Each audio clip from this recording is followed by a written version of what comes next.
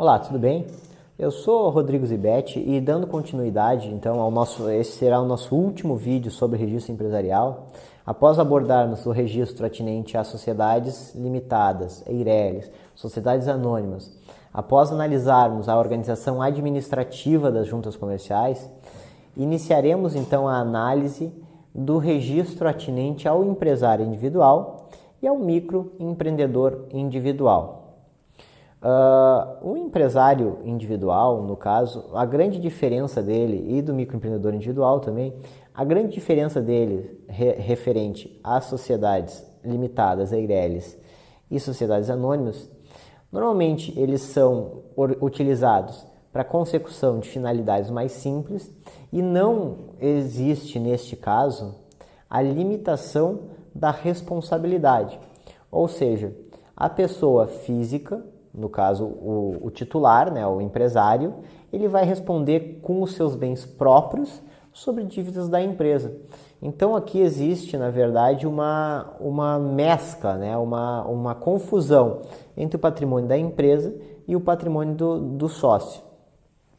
O empresário individual, ele encaminhará o seu registro pela junta comercial, através do requerimento de empresário. O requerimento de empresário é um instrumento simplificado, de modo a facilitar o registro do empresário individual. Tanto o empresário individual como o microempreendedor individual, eles se beneficiam de várias disposições da lei 123 de 2006, que é a lei que regula as micro e pequenas empresas, bem como regula o Simples Nacional. Eles terão uma organização contábil muito mais precária. Por precária aqui eu quero dizer que é muito mais simplificada, diferentemente de sociedades anônimas, que exige-se um registro muito mais intenso, muito mais extenso também do que as sociedades, do que esses empresários individuais e os microempreendedores individuais. A diferença básica entre os microempreendedores individuais e os empresários individuais existe na restrição de atividades existentes ao microempreendedor individual, que somente poderá exercer aquelas previstas na Instrução Normativa número 94 do Comitê Gestor do Simples Nacional, que regula ali, de fato, todas as atividades que podem ser exercidas pelo microempreendedor individual e que poderão também ser exercidas por outras empresas, mas serão exercidas por esse microempreendedor individual como forma simplificada. Outra diferença bastante importante é, em que pese ao empresário individual seja dispensado um tratamento mais simplificado na junta comercial, esse tratamento é ainda mais simplificado quando falamos do microempreendedor individual. Isso porque o microempreendedor individual, ele é um instrumento criado a fim de incentivar a regularização daqueles que exercem determinada atividade empresária, de modo mais caseiro, digamos assim, de modo menor, em menor escala. É tão simplificado o registro do microempreendedor individual que é simplesmente através do registro junto ao portal do empreendedor mantido pelo governo federal que a situação estará totalmente regularizada. Esse registro vai conferir ao microempreendedor individual tanto um CNPJ, que seria o registro junto à Receita Federal, um cadastro junto à Receita Federal, por meio do qual ele estará habilitado, então, a exercer a empresa, que é a atividade, bem como conferirá um NIRI. Esse NIRI, ele é um número de registro na junta comercial do estado correspondente.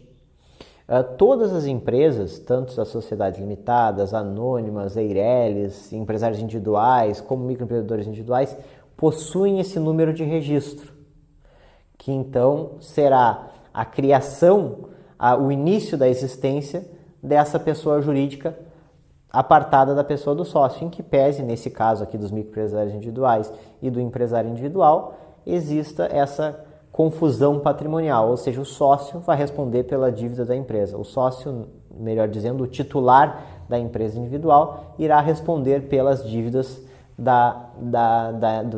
do empresário, enfim, que acabam se confundindo na mesma pessoa.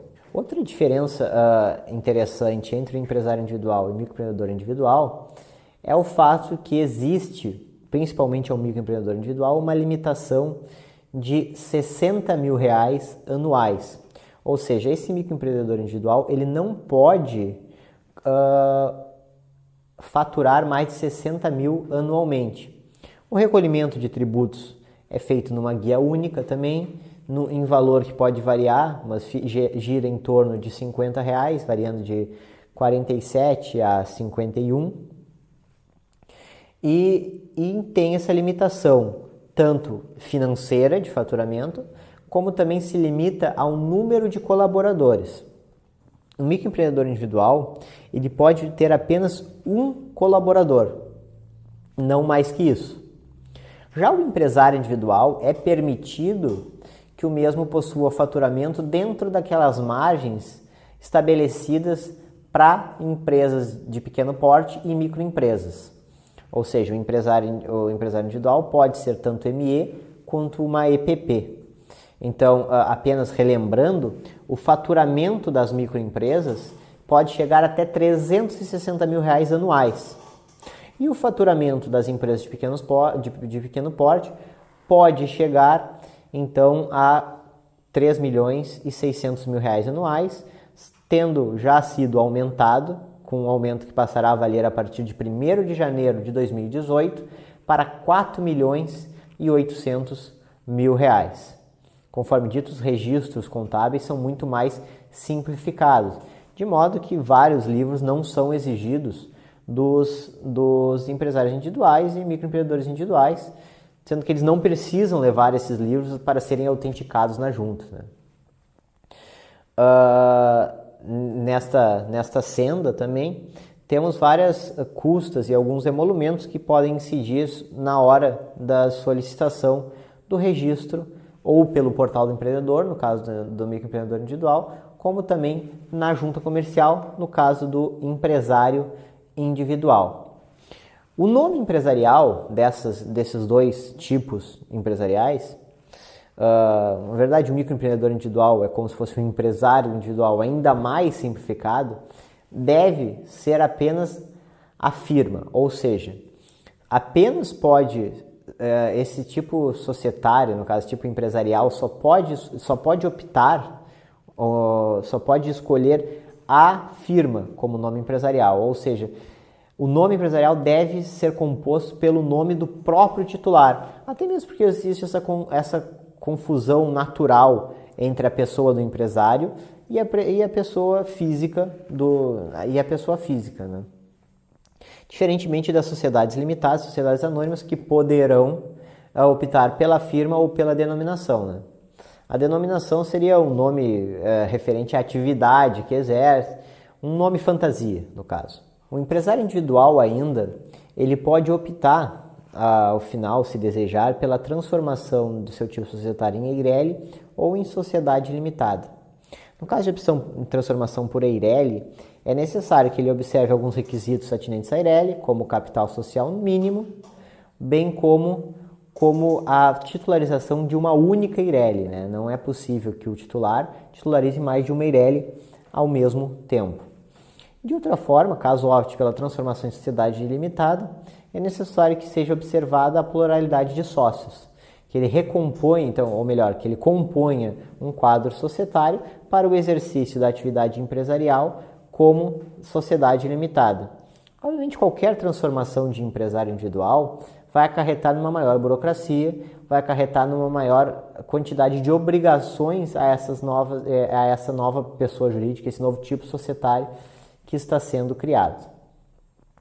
Enfim, ao longo desses cinco cursos, o nosso objetivo, que espero tenha sido cumprido, era conferir um panorama geral sobre os atos de arquivamento relativos à junta comercial, dando uma análise tanto da esfera administrativa da junta comercial, como dos seus principais tipos societários que ali são levados a arquivamento, como as sociedades limitadas, as EIRELIs, as sociedades anônimas e os empresários individuais. O microempreendedor individual, em que pese o seu registro seja simplificado através do portal do empreendedor, ele também possui um NIRI, ou seja, um número de registro na junta comercial, sendo, portanto, registrado na junta comercial. Dessa forma, fica aqui um abraço e espero que tenham aproveitado o curso. Até mais!